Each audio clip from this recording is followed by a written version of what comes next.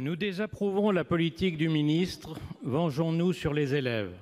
Voilà comment on pourrait résumer la farce sinistre qui vient de se jouer dans nos lycées, transformés en ZAD, zone à délirer, par moins de 1% de grévistes, condamnés par une grande majorité de Français et par une grande majorité de leurs collègues. Le témoignage d'Angéline, bachelière parmi beaucoup d'autres cités par Ouest France. On a fait notre travail, respectez-le et redonnez nos notes, ce n'est pas à nous de payer.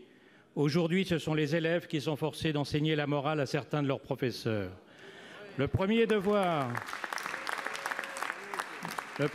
des enseignants est celui de l'exemplarité devant leurs élèves. Est-ce que l'exemple que l'on veut donner aux enfants, c'est de ne pas remettre ses copies? Il ne viendrait jamais à l'idée des médecins d'arrêter de soigner les malades quand nous faisons grève ou même de ne pas remettre l'ordonnance. Les zadistes des salles d'examen en folie n'ont pas ces scrupules. Manque de respect envers les élèves dont cette grève a tellement à cœur les intérêts qu'elle en fait ses premières victimes. Manque de respect envers les familles qui leur confient leurs enfants. Manque de respect envers leurs collègues dont ils abîment l'image.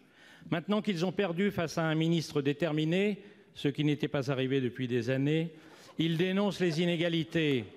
Mais qui a créé les inégalités entre les candidats si ce n'est les escamoteurs de copies? Les mêmes annoncent déjà des préavis de grève en septembre. Est-ce qu'ils ne pourraient pas un jour déposer un préavis de travail?